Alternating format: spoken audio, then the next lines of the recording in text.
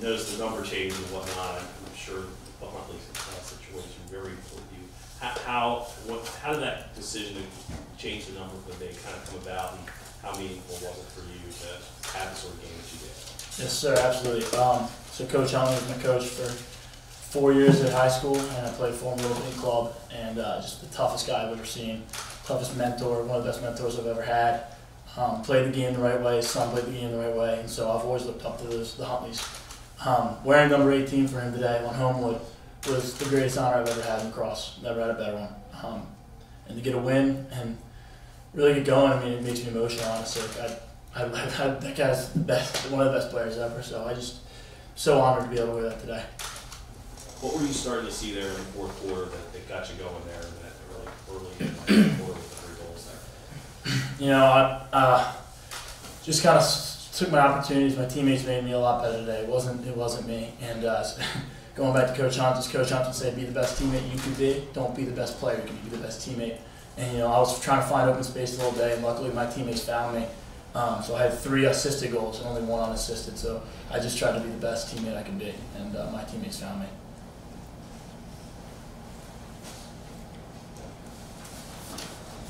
Jack, I think you guys have had a fair number of tight games here in the early going. How much of this game was in some ways kind of a test for you guys just to figure out where you really stood relative to some higher end teams? Well, I mean, we go out every day thinking, or every game, thinking that every team is the same level. We're playing up every time. Like, we're not going to play down to a team just because we heard they're good or bad. Every game we're trying to give our best effort. And teams, I mean, you've seen it in Division I.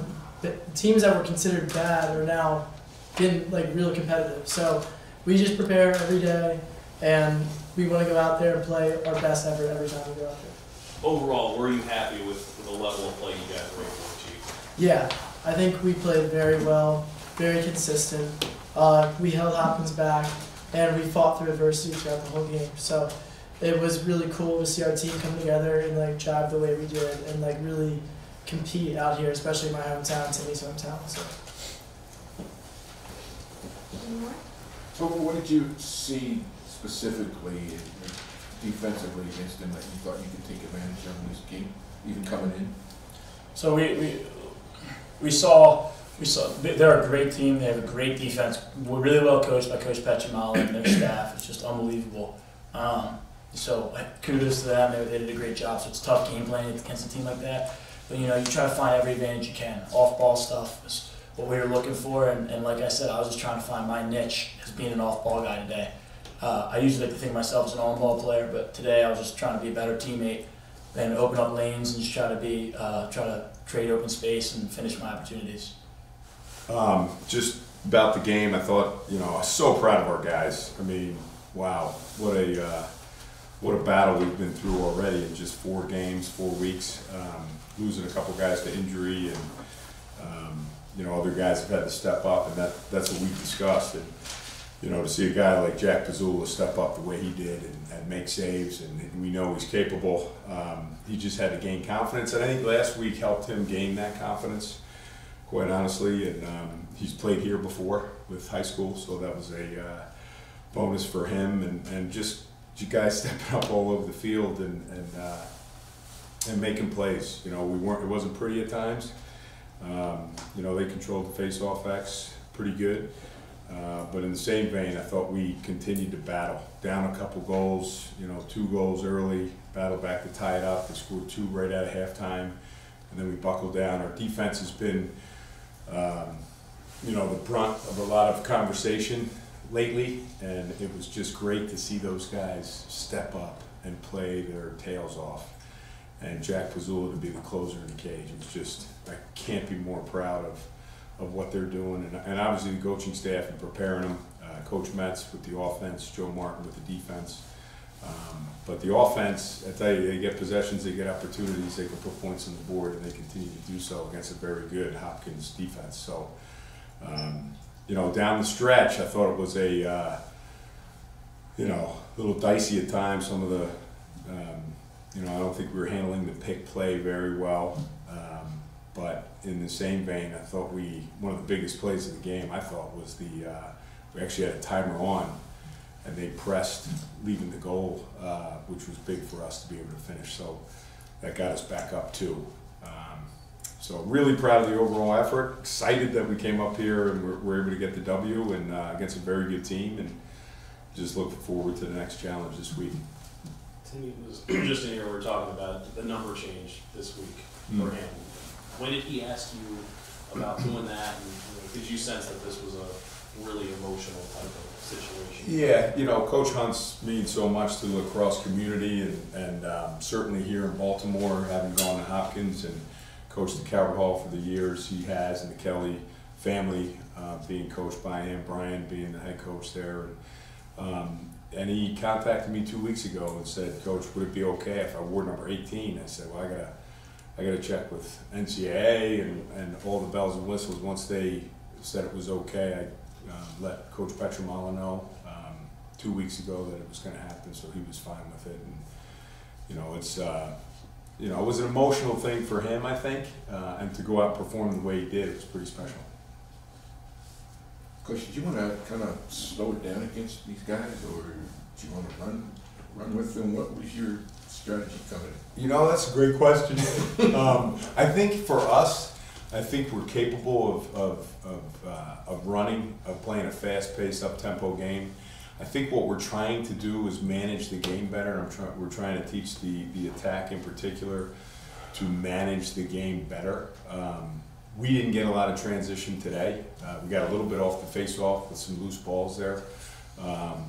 But just managing the game better, which means if we have it, let's take advantage of it, but no empty possessions on transition opportunities. And I think that's what we're growing with. I mean, we continue to grow and develop with this group, and it's been fun to watch. So our goal was not to slow it down. I think it became a half-field game because we were so cognizant of their transition game. 15 of their 19 goals were unsettled, off the face-off, transition, or man out, man down.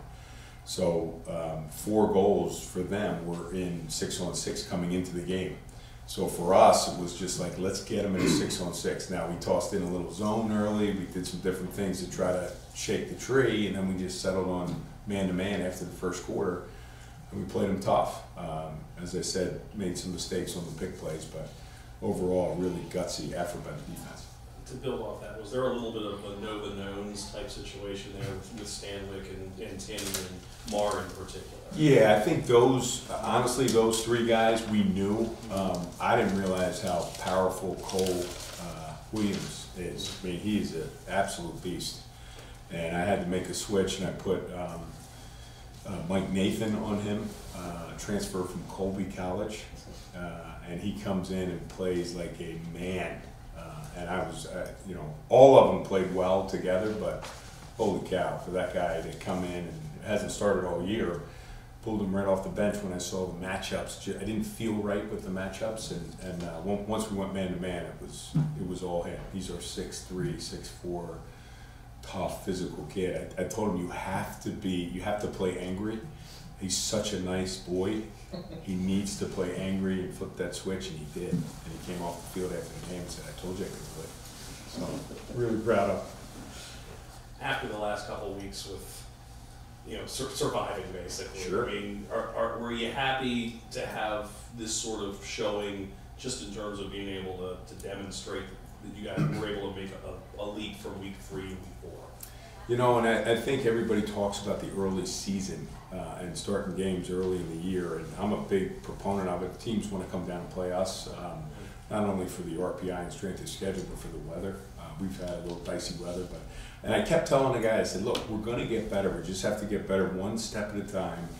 Each week, we knew coming here, we got better last week. We played really well against a very good Lehigh team. And everybody's like, oh, it's Lehigh. They're good. Everybody's good now, as we know. So he's just looking at the scores out there. But, to your point, we took another step forward without question this week, just in our preparation, and we were keeping it simple for the guys, specifically defensively. We had zone and man. That was it. We weren't going to tinker with any. Of course, we're shutting off their face-off guy, and it was a 5-on-5 at times and some different wrinkles that way. But at the end of the day, it's just building these kids up and the confidence. And you know, we lost 3 guys to injury the week before Lehigh, and an article came out about how bad we were defensively. So for us, it was just like, that's all that matters is this room. No, you don't have to listen to anything else outside of what's in this room. And I think that like spurred them to play tougher, harder. It was the kick in the pants that we needed. So I thank the article. You think of your midfield play, especially 77 big kid. Well, honestly, all 3 are sophomores. You know, Will Perry is fighting the flu, so he didn't come to practice this morning. So he played with you know, I mean, he was vomiting. It's just the pieces. Losing Joe Kenna for the season, and Will Perry being sick, and I can't tell you how proud I am of these guys. Just a battle. We have 6 games in like 10, 11 days, so it's going to be or 5 games. So, but the midfield unit, that group is potent. There's not one guy really you can key on. You know, I think they tried to they flipped the poll around a little bit. They didn't poll Cook.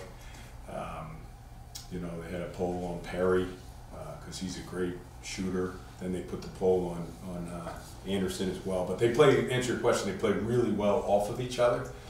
And I got to say, when those 6 are on the field, the starting 3 attackmen and those 3, it's a really tough group to stop because you can't really key on certain guys because they're all threats.